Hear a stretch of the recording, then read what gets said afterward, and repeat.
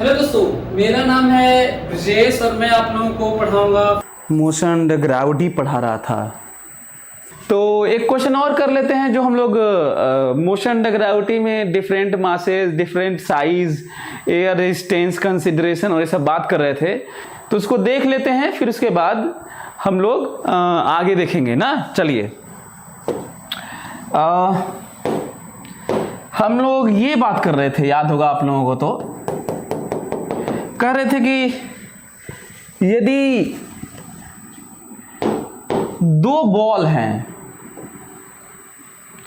Same size के हों, है ना,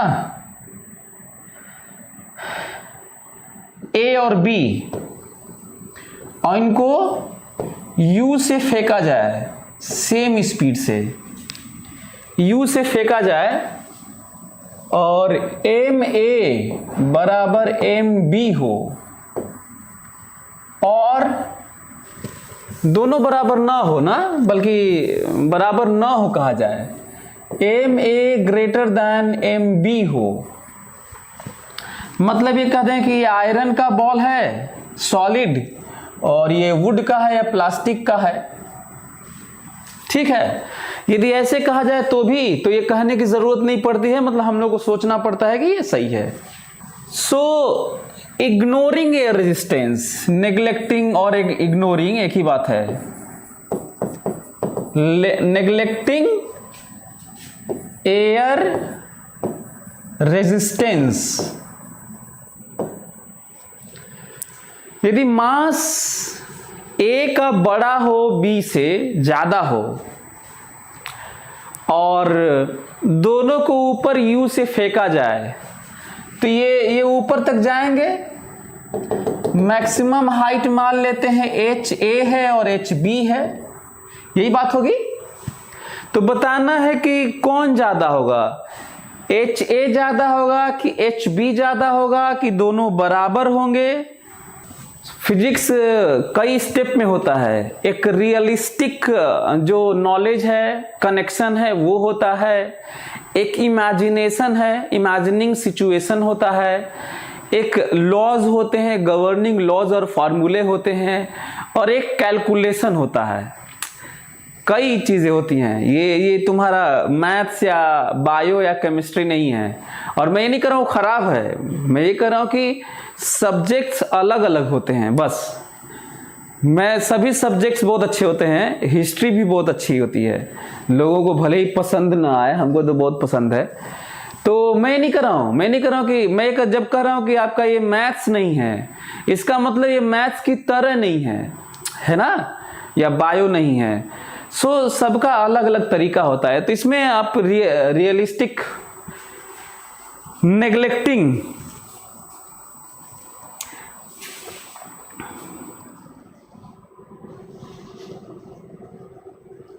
हाँ, आंसर है इसका सेम हाइट, है ना। इसका आंसर है एच ए बराबर एच बी है। क्यों? क्योंकि जब ऐसे सोचेंगे ना कि ऊपर फेंके, मेरे पास अभी भी बॉल है ये वाला ना, ऊपर फेंके, ऐसे ऊपर फेंके, तो वेलोसिटी दे दिए, है ना, स्पीड दे दिए इनिशियल, और इसको रोकने वाला नीचे जी। तो बताओ नीचे जी दोनों के लिए सेम होगा कि नहीं, रिटार्डेशन जो रोकेगा ऊपर जाने से। तो दोनों का रिटार्डेशन सेम और दोनों की स्पीड सेम, और इक्वेशन में कुछ और आना नहीं है, मास आता नहीं है, इसलिए आंसर है एच ए बराबर एच बी। क्लियर? ये है, ठीक है, कोई दिक्कत? इक्वेशन लिखोगे ना, इन सब के लिए इक्वेशन तुम लोग क्या लिखोगे, दोनों के लिए लिख देता हूं, आपको अच्छा लगेगा, दोनों के लिए लिख देता हूं। v यहां 0 होगा मैक्सिमम हाइट पर, तो लिख देता हूं v स्क्वायर, तीसरा इक्वेशन लगा रहा हूं u स्क्वायर माइनस 2gh। दोनों के लिए ठीक है, दोनों के लिए ठीक है, दोनों के लिए ठीक है, तो दोनों का बराबर है। ऐसे ही करते हैं, ऐसे ही देखा जाता है। क्लियर? तो कितना हाइट, वैसे तो आप लोगों को जानना भी चाहिए कि हाइट कितना होता है।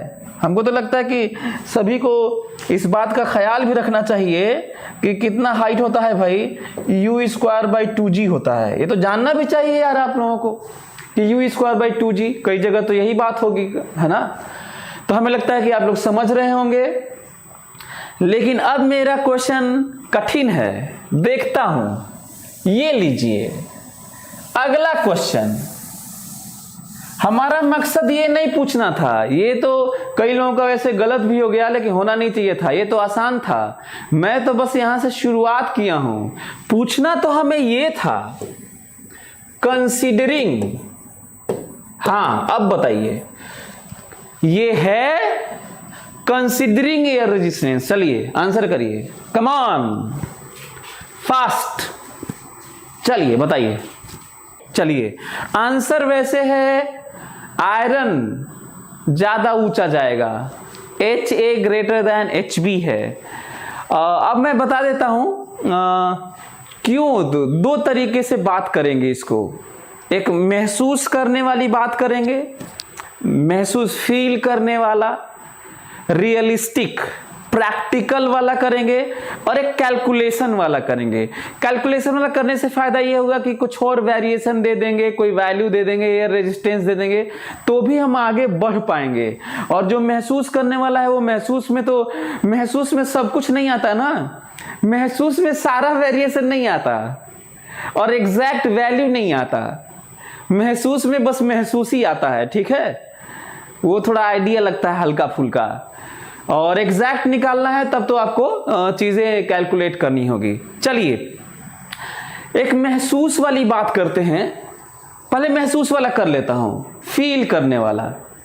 तो क्या करना है भाई, ध्यान से करना ये है कि आयरन की बॉल, भारी मास होता है ना, भारी मास होता है तो उस पे एयर रेजिस्टेंस का कम प्रभाव होता है, और कम मास होता है तो ज्यादा। रुई का बॉल फेंकेंगे तो एयर रेजिस्टेंस काफी ज्यादा प्रभावित करेगा उसको, और ज्यादा ऊंचा नहीं जा पाएगा।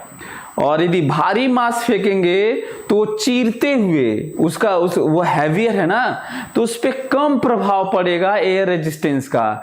और भारी करोगे तो और कम प्रभाव पड़ेगा, और जिस पे कम प्रभाव पड़ेगा वो जाता रहेगा, और जिस पे ज्यादा प्रभाव पड़ेगा वो रोकता है, एयर रेजिस्टेंस तो रोकता है, तो उसको जल्दी से रोक देगा। तो ये जाता रहेगा, ये जल्दी से रुक जाएगा, क्योंकि एयर रेजिस्टेंस किस पे ज्यादा इफेक्टिव होता है। इफेक्टिव बोल रहा हूं, वेलोसिटी पे तो डिपेंड करता ही है। मैं ये कर रहा हूं कि जब वेलोसिटी पे डिपेंड करता है तो ज्यादा इफेक्टिव मतलब ज्यादा तेजी से उसको रोकता है। सेम फोर्स पे, सेम वेलोसिटी, सेम फोर्स, उसको ज्यादा रोकता है जिसका मास कम होता है, ठीक है। तो आंसर आ गया, ये महसूस वाला था। अब रिजल्ट वाला देखो ना, चलो रिजल्ट वाला देखो। ये देखो ये देखो, ये मैं बनाया, ध्यान से सभी लोग देखेंगे। ऊपर फेंका गया है, मैं नीचे mg बोल रहा हूं, और क्योंकि ऊपर v है इसलिए नीचे एयर रेजिस्टेंस है। कोई दिक्कत आप लोगों को? फिर से ऊपर फेंका हूं, हालांकि फिर से याद दिला दूं कि इसमें न्यूटन्स लॉज ऑफ मोशन वाली बात थोड़ी सी आ रही है। Force, cause of motion, cause of acceleration. लेकिन ऐसा भी तो नहीं है कि 9-10 में नहीं पढ़े हो, उतना तो जानते ही होगे। तो चलो, ऊपर फेंके हैं mg, नीचे लगता है, वेलोसिटी ऊपर है दोनों का, तो एयर रेजिस्टेंस उल्टा होता है, वेलोसिटी का उल्टा होता है। F बराबर ma लिखने जा रहा हूं, F बराबर ma, mg प्लस उधर ही fa बराबर ma, इधर ही a। What is a? g plus fa by m। पहले मेरी प्लानिंग सुन लो। फेंका गया है ऊपर सेम स्पीड से, स्पीड सेम दिया गया है, और फेंका गया है ऊपर। जिसका रिटार्डेशन ज्यादा होगा नीचे, जिसका रिटार्डेशन ज्यादा होगा वो जल्दी से रुक जाएगा, कम हाइट तक जाएगा। ये तो ठीक है, बोलो। ऊपर फेंके और उल्टा एक्सेलरेशन मतलब रिटार्डेशन, मंदन, जिसका ज्यादा होगा वो कम हाइट तक जाएगा, जल्दी रुक जाएगा। ये तो क्लियर है ना। चलिए, जिसका मास कम होगा, जिसका मास कम होगा उसका ये ज्यादा होगा, ये ज्यादा होगा तो ये ज्यादा होगा, और ये ज्यादा होगा तो रिटार्डेशन ज्यादा होगा, और रिटार्डेशन ज्यादा होगा तो जल्दी रुक जाएगा। क्लियर? जिसका मास ज्यादा होगा, सॉरी, जिसका मास ज्यादा होगा उसका ये कम होगा। देखो, जिसका मास ज्यादा होगा उसका ये कम होगा, उसका ये कम होगा तो ये भी कम होगा, ये भी कम होगा तो रिटार्डेशन कम होगा, तो ये जल्दी रुकेगा नहीं तो ज्यादा ऊंचा जाएगा, जाता रहेगा, रुकेगा नहीं।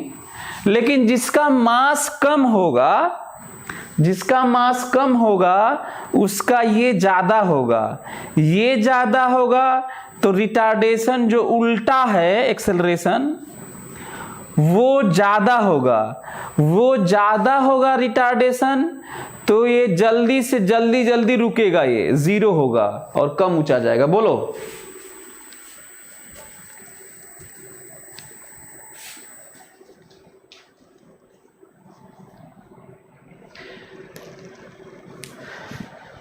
बोलो, क्लियर है? यदि क्लियर है तो फिर बढ़िया हो गया।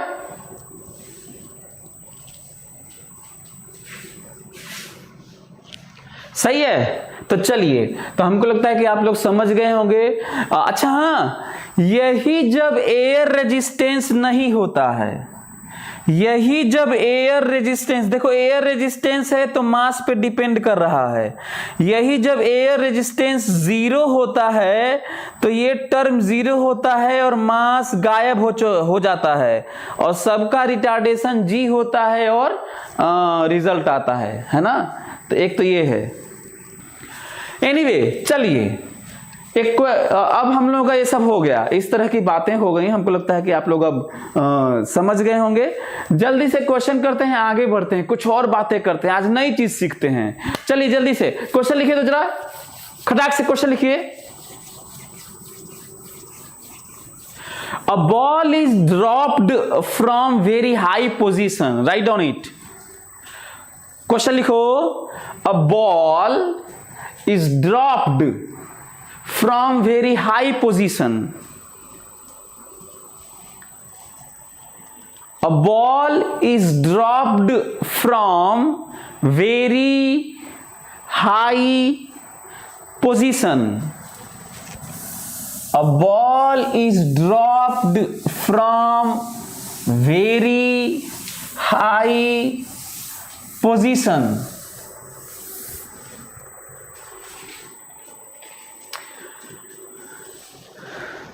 A ball is dropped from very high position.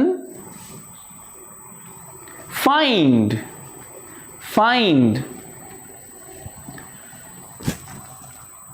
ratio of distances covered. पहला पार्ट find, पहला first part find, first part ratio of distances covered,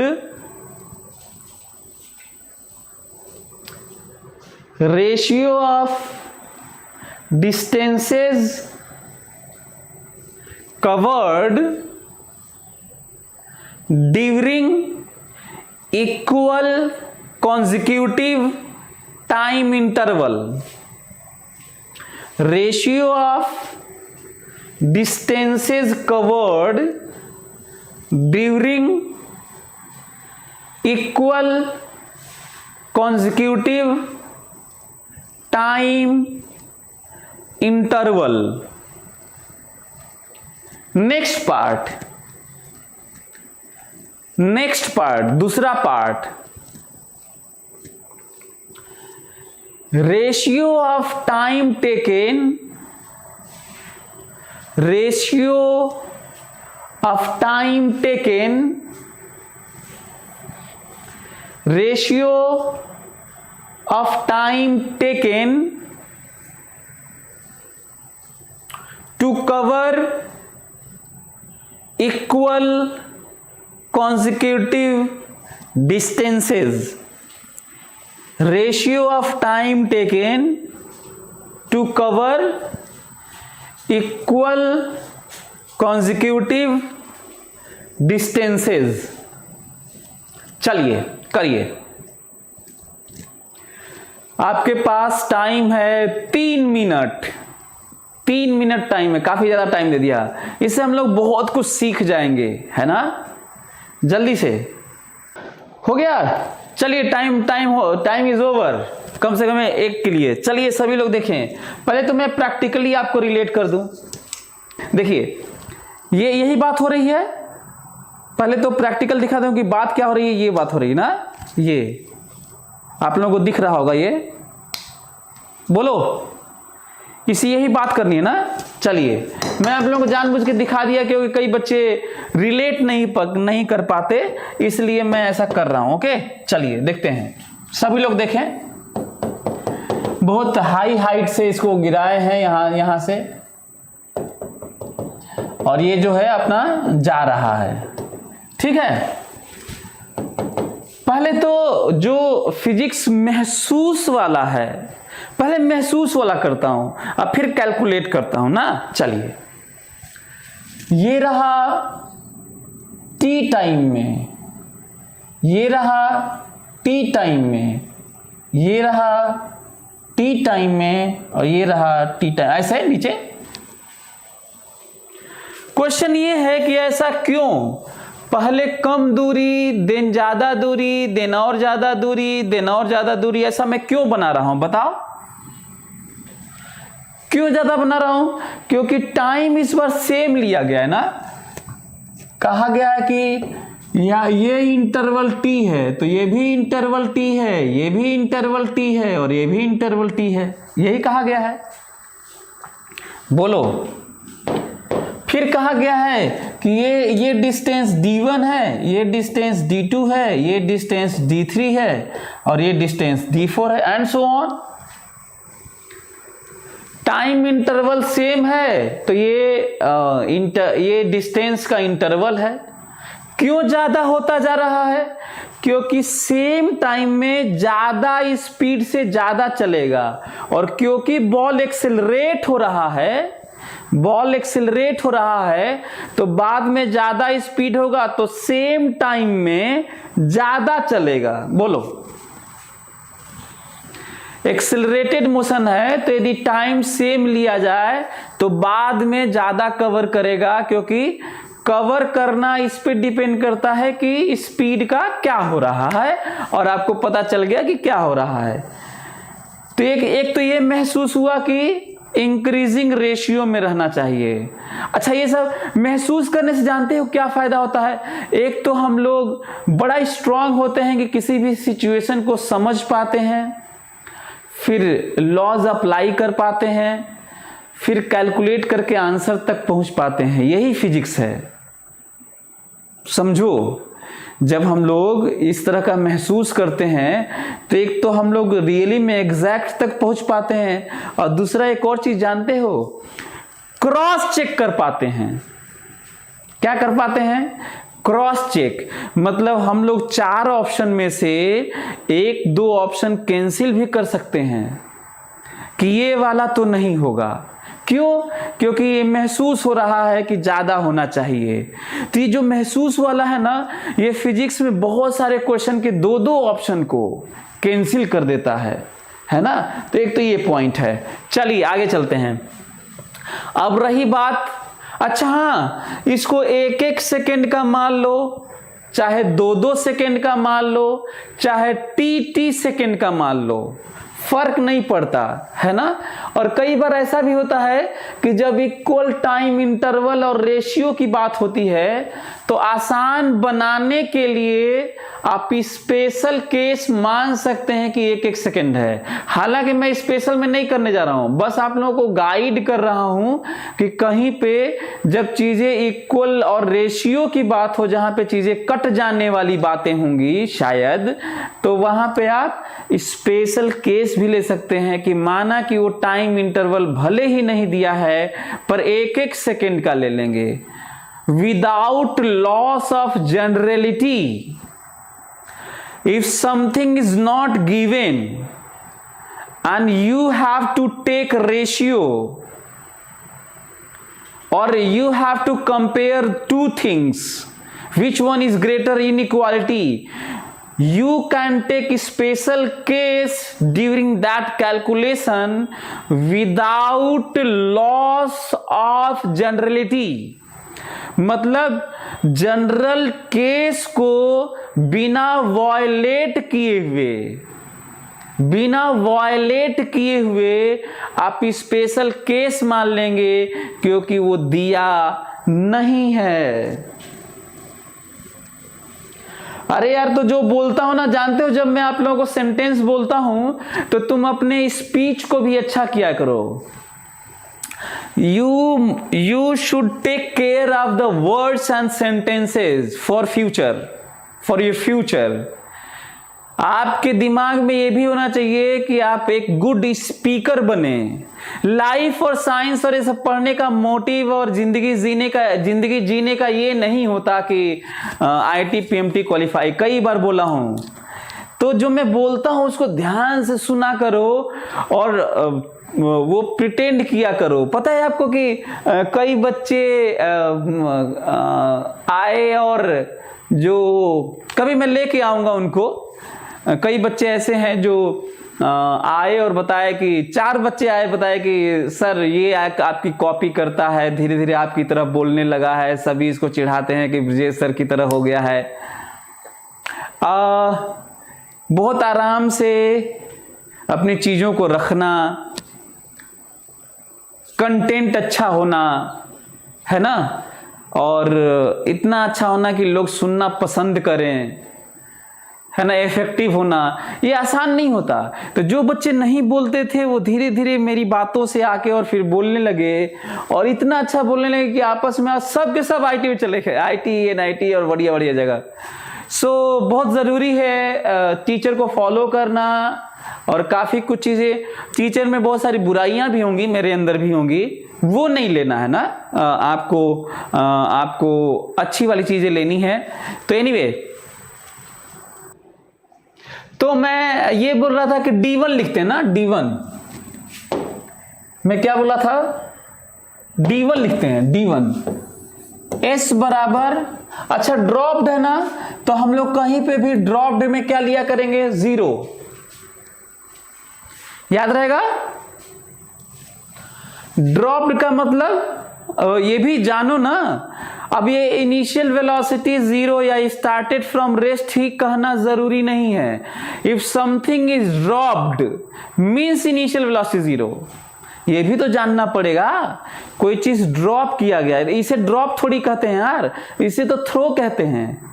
drop का मतलब होता है इसे छोड़ देना, तो इसे कहते हैं इनिशियल वेलोसिटी 0। बहुत जरूरी है। ut plus half GT square, तो D1 is half GT square. ठीक है, चलो दूसरा D1 हो गया। अच्छा हाँ, क्या कुछ मैं बताना भूल गया यार। अपने से TT माना हूं, वो इक्वल कॉन्जिक्यूटिव टाइम इंटरवल दिया था, लेकिन वो खुद नहीं दिया था T, मैं अपने से माना हूं। मैं क्लास में भले ही 1 क्वेश्चन करवाऊं, 2 क्वेश्चन करवाऊं, फर्क नहीं पड़ता। जरूरत इस बात की है कि मैं बताता क्या हूं वो सीखो। मैं अपने से माना हूं, तो ये जो मानने वाली बात बता रहा हूं इस क्वेश्चन का थोड़ी ही यार, ये तो पूरे जिंदगी का, तुम्हारे पूरे कोर्स का, पूरे साइंस की बात है ये। D1 D2 ये सब माना हूं और अब लिखने जा रहा हूं। तो मानोगे तभी तो आएगा। दूसरा, अब d2 निकालना है यहां से यहां तक, यहां से यहां तक निकालने के दो तरीके हैं, दो तरीके, d2 निकालने के दो तरीके। ध्यान से सुन लो कौन से दो तरीके। मैं सारे मेथड भी बताता हूं ताकि पता नहीं कौन सा मेथड क्लिक करेगा और किससे तुम्हारा एग्जाम में आएगा, किसी को मालूम नहीं है। एक तो ये है कि मैं यहां पे t टाइम बाद, पहले वाले में t टाइम बाद मैं इनिशियल वेलोसिटी निकाल लूं, पहले वाले का फाइनल वेलोसिटी निकाल लूं, जिसे अगले के लिए इनिशियल कह दूं। पॉइंट है भाई, पहले इंटरवल का फाइनल वेलोसिटी अगले का इनिशियल होगा, अगले का फाइनल उसके अगले का इनिशियल होगा, अगले का फाइनल पिछले का फाइनल अगले का इनिशियल होगा, and so on. Quite obvious बात, बहुत सिंपल सी बात, ठीक है। तो या तो मैं इसको इनिशियल वेलोसिटी लिख लूं और फिर t टाइम बाद इसको दौड़ा दूं, एक तरीका ये है। ये लंबा तरीका है, ये लंबा तरीका है। छोटा तरीका सुनो, मैं शुरू से लेकर यहां तक निकाल दूं, शुरू से लेकर यहां तक मतलब 2t टाइम में निकाल दूं, शुरू से यहां तक 2t टाइम में निकाल दूं डिस्टेंस, और पहला t वाला घटा दूं तो अगला t वाला आ जाएगा, क्योंकि 2t वाला निकाले हो तो पहला t वाला घटा देना तो आ जाएगा। क्वेश्चन ये है कि ये आसान क्यों है? जानते हो क्यों आसान है? क्योंकि पहला वाला निकाल भी चुके हो और साथ में दूसरा वाला जो 2t वाला निकालोगे ना, 2t वाला, तो इनिशियल वेलोसिटी 0 ही होगा, दोबारा इनिशियल निकालने की जरूरत नहीं है।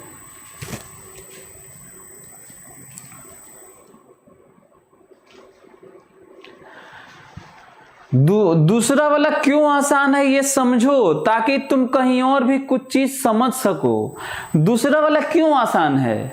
क्योंकि तुम u0 से लेकर ही तो लिखोगे, जैसे d2 बराबर u शुरू से ut plus half gt square. ये देखो 2t लिख रहा हूं, फायदा इसका हुआ, नया हमें u निकालने की जरूरत नहीं पड़ी क्योंकि शुरू से, लेकिन शुरू से ये जो डिस्टेंस है ये तो यहां से लेकर यहां तक है, माइनस हाफ gt स्क्वायर ना, पहला वाला घटाना भी होगा, और ये देखोगे तो 3/2 gt स्क्वायर आएगा।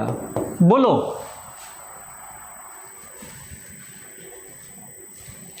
3/2 gt स्क्वायर। d3 फिर से d3 निकालने के लिए या तो इनिशियल वेलोसिटी निकाल लें और फिर t चला लें,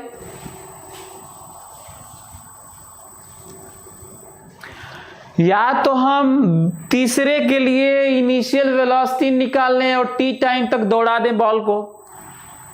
लंबा है ये, बल्कि मैं चाहता हूं कि यहां से u0 से 3t तक निकाला जाए। अब मैं ये 0 नहीं लिख रहा हूं ना, क्योंकि ये तो शुरू से मैं हमेशा ले रहा हूं, इसीलिए बस ये लिख रहा हूं हाफ g 3t स्क्वायर। लेकिन इसको मत घटा देना, 0 से लेके 2t तक घटाना है, मतलब ये घटाना है, जल्दी जल्दी में ये मत घटा देना, ये नहीं, दोनों मिला के, और तुम्हें मिलेगा 5/2 gt square. Similarly d4 is equal to half g 4t square minus half g पिछला 3t का स्क्वायर आएगा 7/2 gt square, and so on. हमें लगता है कि आप लोगों को पता चल गया होगा। क्वेश्चन करना केवल काफी नहीं है, आंसर आ गया, किताब में कहीं देख लिए, खूब मेहनत करके निकाल भी दिए। और कई बार ऐसा होता है कि हम मेहनत करके हम ही निकाले होते हैं और हम ही कम जान पाते हैं कि कैसे आ गया है, और क्या आगे भी ऐसे ही कर लेंगे क्या? क्या ये याद रहेगा? क्या बड़ा दिक्कत है। इसीलिए मैं बोलता हूं कि हर एक के पीछे लॉजिक्स होने चाहिए ताकि आपको रिकॉल हो सके कहीं भी। तो हमको लग रहा है कि आप लोगों को पता चल गया होगा। Half G T square, 3/2 G T square, 5/2 G T square, 7/2 G T square, और नीचे और भी जगह जमीन रहती तो 9/2 जी टी स्क्वायर। ये एक्सपेरिमेंट ये वाला गैलीलियो ने किया था, और गैलीलियो की देन है कि न्यूटन हो गए उनके मोशन के, उनके स्टडी को लेके, उनके साइंस के अप्रोच को लेके, है ना।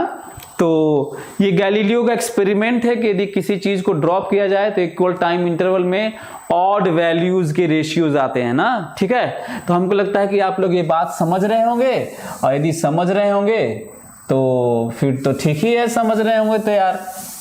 तो फिर रेशियो ले लेते हैं, समझते हैं। ये देखिए ratio D1 ratio, D2 ratio, D3 ratio, D4 ratio, D5 ratio and so on. That is 1/2 GT square, 3/2 GT square, 5/2 GT square, 7/2 GT square, 9/2 GT square and so on. GT square cancel, 1/2 cancel, 1 ratio, 3 ratio, 5 ratio, 7 ratio, 9 ratio, 11 ratio, 13 and so on.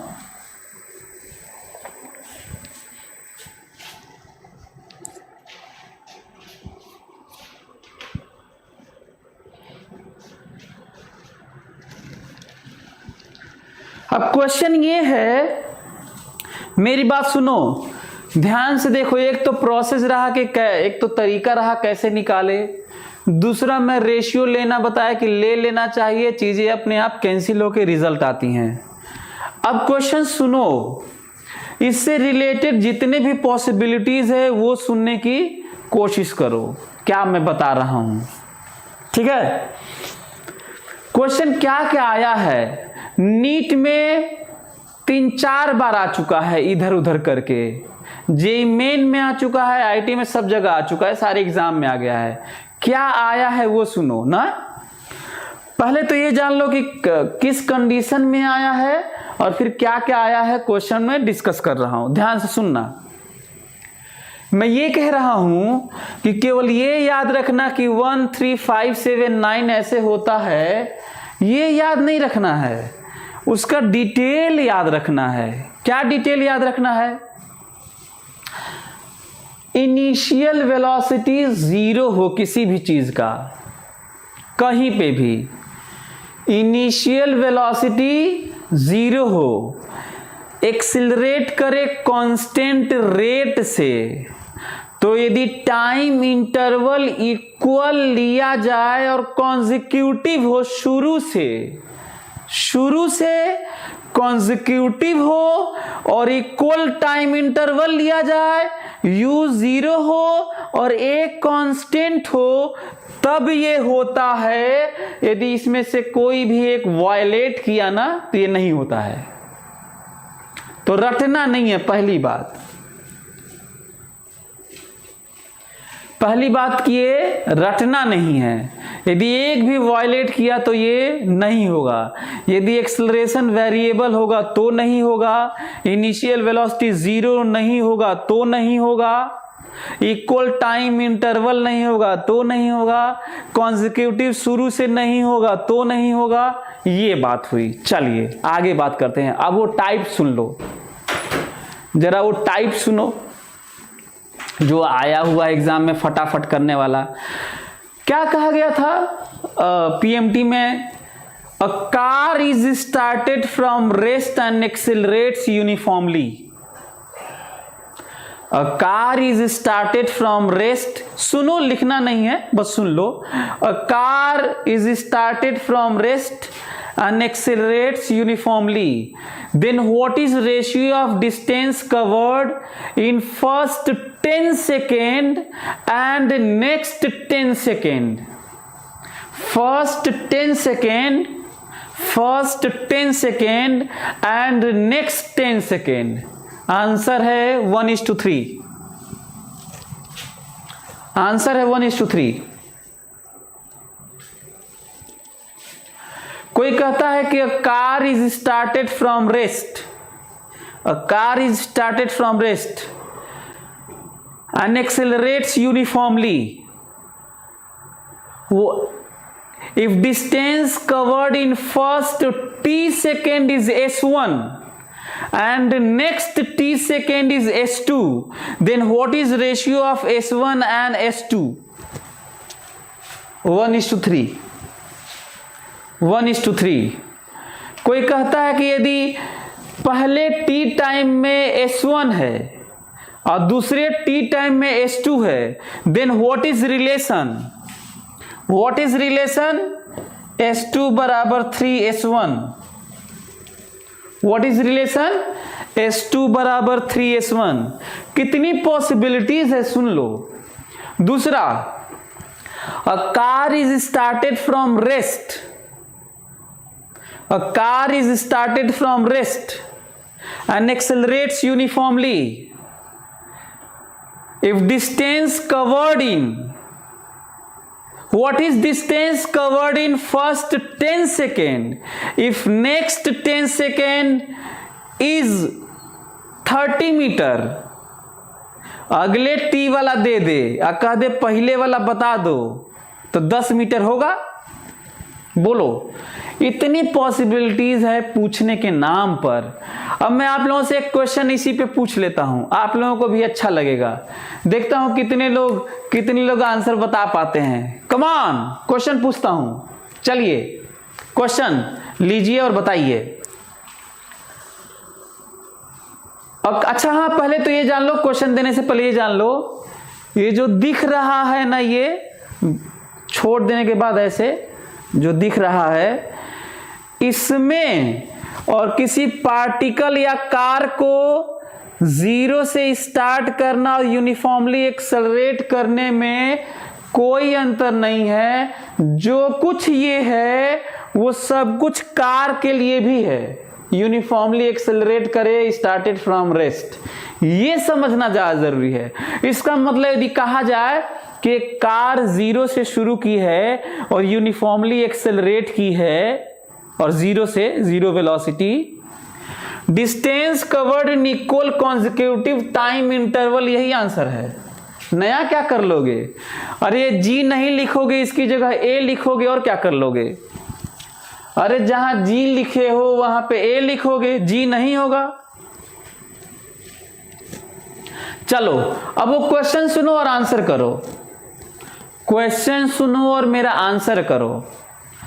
A car is started from rest and accelerates uniformly. देखता हूं कितने लोग जवाब देते हैं. अब focus होके सुन लो, नहीं तो गलत होने का चांस है पूरा. A car is started from rest and accelerates uniformly if distance covered in first t second, first t second is d, then what is distance covered in next 2t second? Next, jaldi, come on. A car is started from rest and accelerates uniformly. If distance covered in first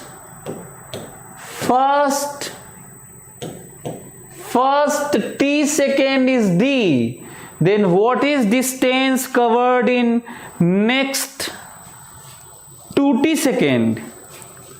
ये देखो, पहले में d दिया गया है ना, ये वाला d है, तो अगला वाला नहीं, अगला t नहीं है, अगला 2t है यार. ये वाला जो है ये d है, ये 3d है, ये 5d है, ये 7d है, 9d 11d, d ना, d भी तो मल्टीप्लाई करना है d के लिए.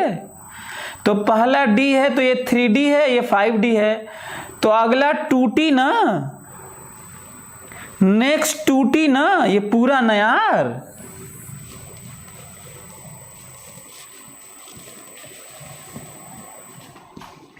तो चलिए मैं तो मान के चल रहा हूं कि आप लोग सीख गए होंगे, नेक्स्ट 2t है।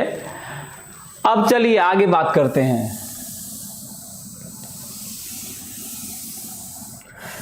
तो आप लोगों को लगा होगा मैं किताब में लिखा हूं ठीक है, और आप लोग कई लोग आंसर बता भी दिए थे, लेकिन आप लोगों को सीखने को बहुत मिला होगा, क्योंकि मैं केवल आंसर तो बताया नहीं, मैं तो बहुत कुछ बताया आपको, नई नई चीजें बताया। चलिए आगे अगला वाला दूसरा पार्ट करना है आपको ना। तो चलिए जल्दी से दूसरा पार्ट कर दीजिए सभी लोग। 1 मिनट टाइम दिया, चलिए come on, take 1 minute more दूसरे पार्ट के लिए। जब तक तुम लोग मेहनत नहीं करोगे, अपने से खोपड़ा नहीं लगाओगे, आपका अच्छा नहीं होगा। जल्दी से 1 मिनट सभी लोग करें। चलिए दूसरा पार्ट है कि एक बॉल को छोड़ दिए तो इक्वल डिस्टेंस लेना है। इस बार, पिछली बार इक्वल टाइम लिए थे तो डिस्टेंस अलग अलग था जिसका रेशियो बताना था। इस बार इक्वल डिस्टेंस लेना है, तो टाइम का रेशियो बताना है, ठीक है। इसको इसको मिटाना होगा ना यार, ये फोटो सही रहेगा थोड़ी ही। देखिए एक चीज है, फिर से मेरे पास बॉल है, उसको मैं फिर से दिखाना चाहूंगा। हाँ, अभी भी क्वेश्चन वही है और बॉल एक ही है। बस अंतर इतना है कि बॉल का जो डिस्टेंस कवर था ऐसे था, ये ना ऐसे, पिछला वाला। इस बार डिस्टेंस सेम रखना है, पिछला वाला टाइम सेम था, इस बार डिस्टेंस ये पोजीशन लेना है। बॉल एक ही है। पहले तो ये मत जान लेना कि बॉल कई ठो है ना, पहले तो ये मत समझना। ये लो बॉल, ये रहा, ये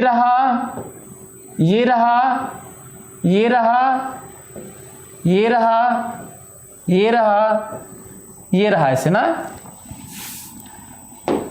और ये रहा डिस्टेंस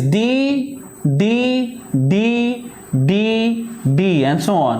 पहले तो ये जान लो कि बॉल कई ठो नहीं है, मैं बस बॉल का पोजीशन बनाया हूं। जो छोड़ा था बॉल एक ही छोड़े हैं, उसका मैं कई पोजीशन बनाया हूं, और कितनी दूरी पे बनाया हूं, डी दूरी पर बनाया हूं। ओके, पर हमें आपको बताना है, हमें आपको समझाना है और भी कई चीजें, इसलिए भी, और उनको भी बताना चाहता हूं जिनसे नहीं भी आया है।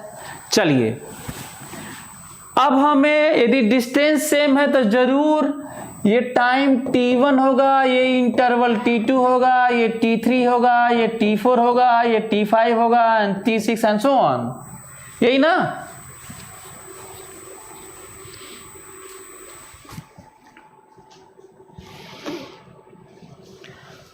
पहला डी चलने में t1 टाइम, अगला डी चलने में t2 टाइम, अगला डी चलने में t3 टाइम, अगला डी चलने में t4 टाइम। पहले तो मैं माना हूं, पहले तो यही आज सीख लो। पूरे साइंस में मैं कई बार बोला हूं कि तुम लोग दुनिया की बेस्ट यूनिवर्सिटी में जाके पढ़ो, हमें बहुत प्राउड होगा।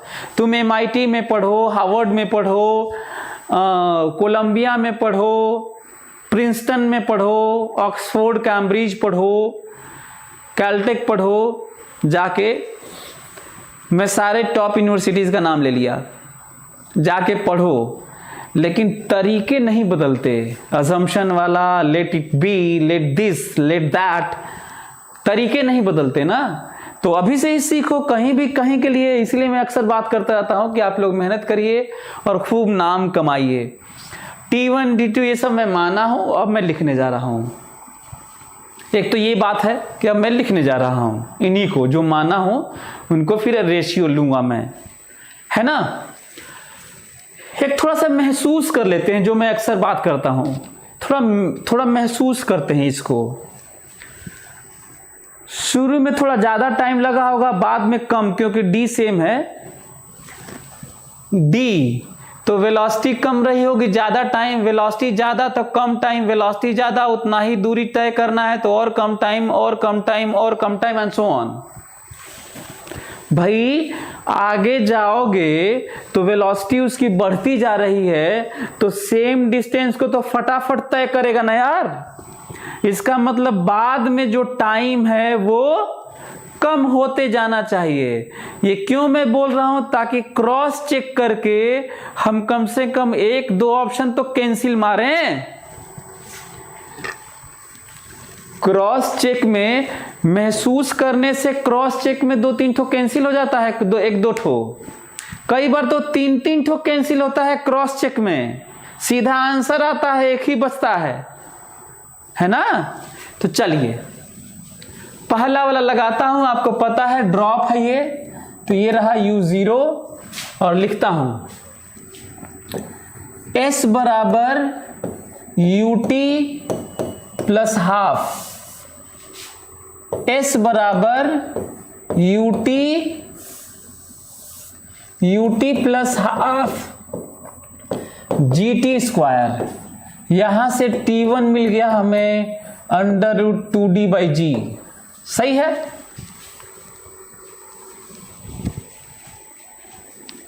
चीजें ना D दिया है ना T1D, कुछ नहीं दिया है, ठीक है, लेकिन कुछ लिखूंगा तभी तो आएगा यार लास्ट में। चलिए ये है। अब अगला T2 निकालने के लिए हमारे पास 2 तरीके। अगला T2 निकालने के लिए मेरे पास कितने तरीके भैया? 2 तरीके। कौन से 2 तरीके? या तो मैं यहां पे इनिशियल वेलोसिटी निकाल दूं, और अगला वाला डी चलने में अपना इक्वेशन लगाऊं, क्वाड्रेटिक बनेगा, बड़ा मेहनत करना होगा, आएगा और सही में आएगा और सही आएगा। लेकिन उससे छोटा सुनो, मैं चाहता हूं कि यहां से यहां तक का टाइम आ जाए खटाक से, और फिर पहला वाला टाइम घटा देंगे तो अगला वाला टाइम आ जाएगा। फायदा क्या होगा मालूम है? जब यहां से लोगे ना तो नया u निकालने की जरूरत नहीं पड़ेगी, 0 से ही काम चलेगा। जैसे देखो 2D, क्योंकि यहां से ना 2D, शुरू से ना 2D, और टाइम बताओ, टाइम तो देख लो,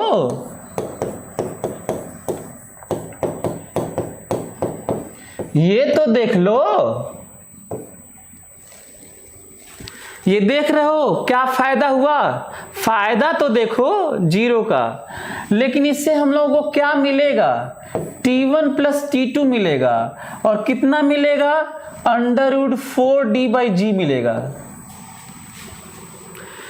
लेकिन देखो फायदा क्या होगा, अभी तो T2 नहीं आया, पर अब इसको घटा दोगे तो आसानी से आ रहा है ना। देखो T1 घटा दो, T1 कैंसिल, T2 आ गया।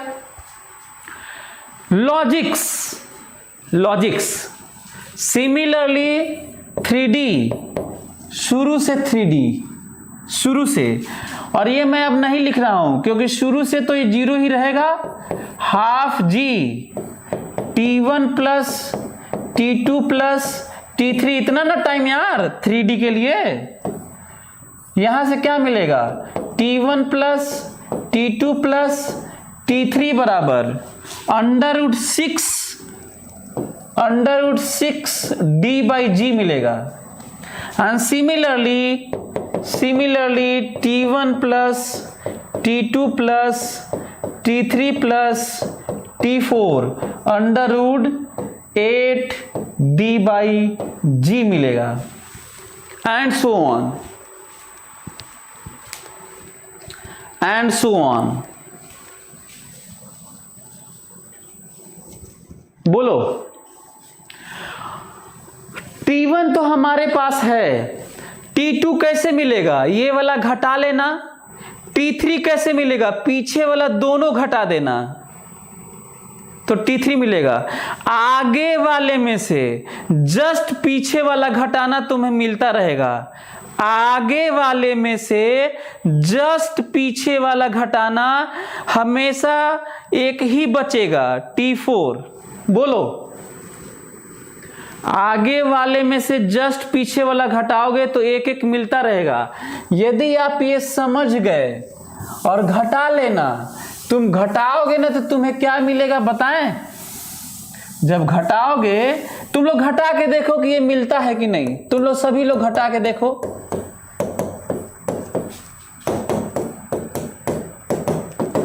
तुम लोग घटा के देखो कि √2d/g ratio √4d/g minus √2d/g मिलता है कि नहीं। रेशियो √6d/g माइनस √4d/g मिलता है कि नहीं। घटा के देखो, √8d/g माइनस √6d/g मिलता है कि नहीं। करके देखो। इसका मतलब √2d/g ratio √2d/g common √2 minus 1, फिर again √2d/g common √3 minus √2, again √2d/g common bracket में √4 minus √3 and so on. √2d/g cancel out. 1 is to √2 minus 1 is to √3 minus √2 is to √4 minus √3 and so on.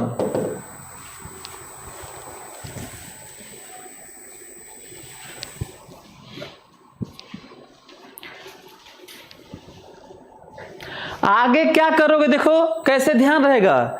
अंदर में एक एक बढ़ा दो तो ये हो जाएगा। तो अगला क्या होगा, अंदर में एक एक बढ़ा दो, √5 minus √4, √6 minus √5 and so on. बोलो, ये समझ में आ रहा है?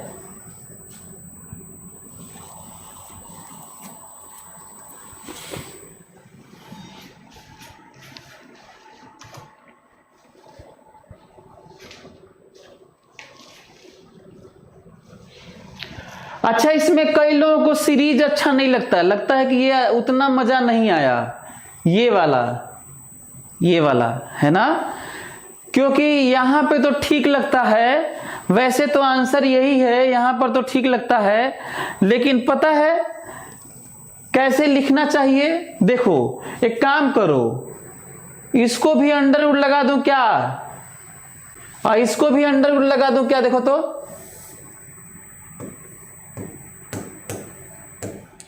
अब ठीक लग रहा होगा। देखो,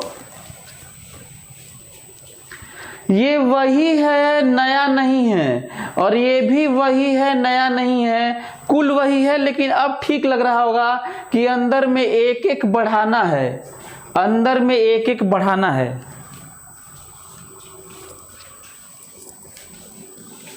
अभी भी ये वही है, अभी भी ये वही है, लेकिन अब सिमेट्री दिख रही है। पहले सिमेट्री नहीं दिख रही थी, पहले वो पहला वाला नंगा टाइप का था, लग रहा था कि कुछ कपड़ा वपड़ा नहीं पहना है।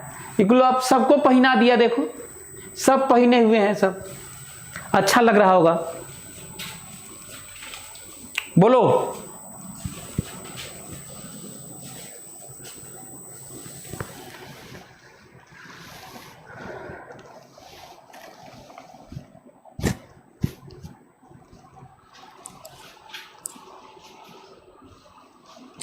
चलिए अंत में कंक्लूड करता हूं। अच्छा हाँ, देख लीजिए, ये सबसे ज्यादा है, ये कम है, ये और कम है, ये और कम है, एंड सो ऑन, आगे कम ही कम है ना। और ये रेशियो तब है जब एक्सेलरेशन कांस्टेंट होगा, u 0 होगा, डिस्टेंस का वर्ड इक्वल होगा, तब ये सब है। अच्छा चलो कुछ और भी बातें ध्यान से सुनो। तो यदि मान लो ये तो आ गया, रिजल्ट आ गया, ठीक है, एक तो क्वेश्चन आपसे पूछें, आप लोग बता पाएंगे? एक तो क्वेश्चन पूछता हूं, देखता हूं कि आप लोग बता पाते हैं। एक बॉल को छोड़े, एक बॉल को छोड़ा ना, ध्यान देखता हूं कि कितने लोग बता पाते हैं। एक बॉल को छोड़ा, पहला डी, दूसरा डी, तीसरा डी, ऐसे ऐसे आपको बताना है कि जब इसको छोड़ दिया तो एनवा डी, एनथ डी, कौन सा?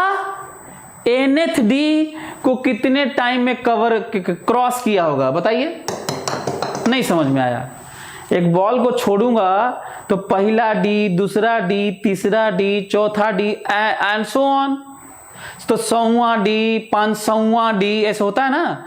तो एनवा डी, एनथ डी को कितने टाइम में क्रॉस करेगा बता सकते हैं आप लोग?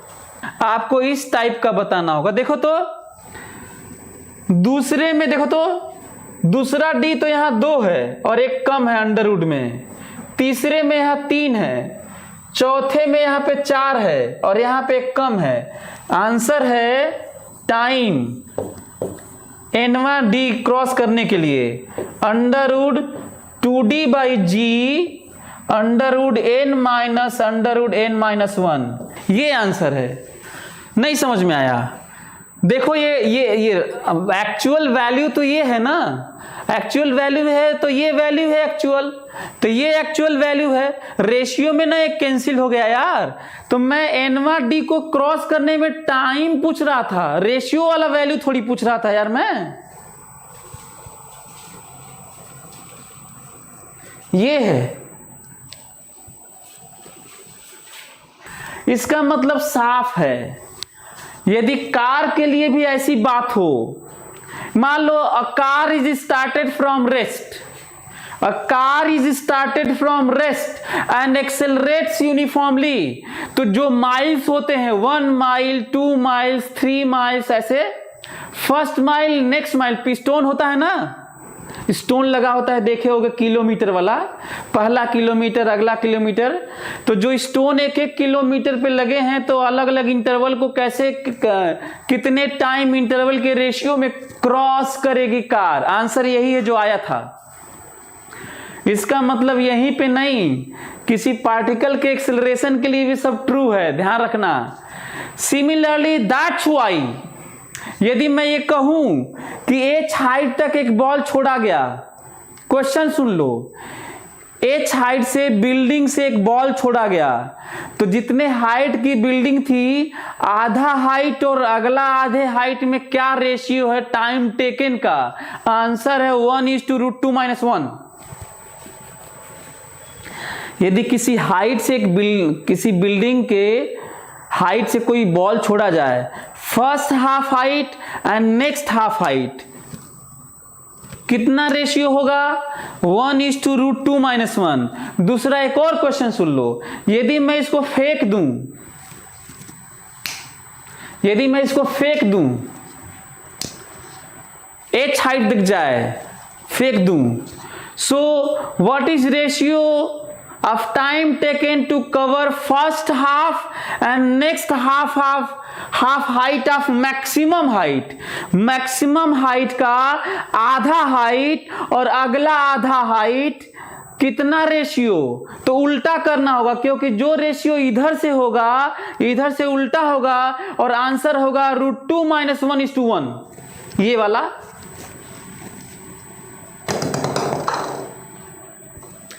अरे यार ये वाला कम होगा ना इस बार, ऐसे आधा हाइट देन आधा हाइट, तो जो रेशियो इधर से होगा वही रेशियो इधर से होगा, लेकिन सोचना होगा कैसे बताना है। तो इधर वाला हम लोग जानते हैं 0 वाला, 0 से ये वाला आधा आधा कैसे जानते हैं? 1:√2 - 1, तो इधर से बताना है ना अब तो आंसर क्या है? √2 - 1:1। क्या आप लोग समझ पाए? चलिए आज का बहुत कुछ सीखने को मिला, रिलेट करने का, अज्यूम करने का, इंटरवल, दिस दैट क्वेश्चन और अब रीवायरिंग ऑफ ब्रेन। मेरा मकसद होता है कि मैं आपके ब्रेन को रीवायर करूं, मेरा हमेशा इसी पे फोकस होता है। चलिए अगले क्लास में मिलते हैं। Thank you so much, take care, bye. On is to on, study is always on. Concepts के बेहतर रियलाइजेशन के लिए इज टू ऑन पर बने रहिए।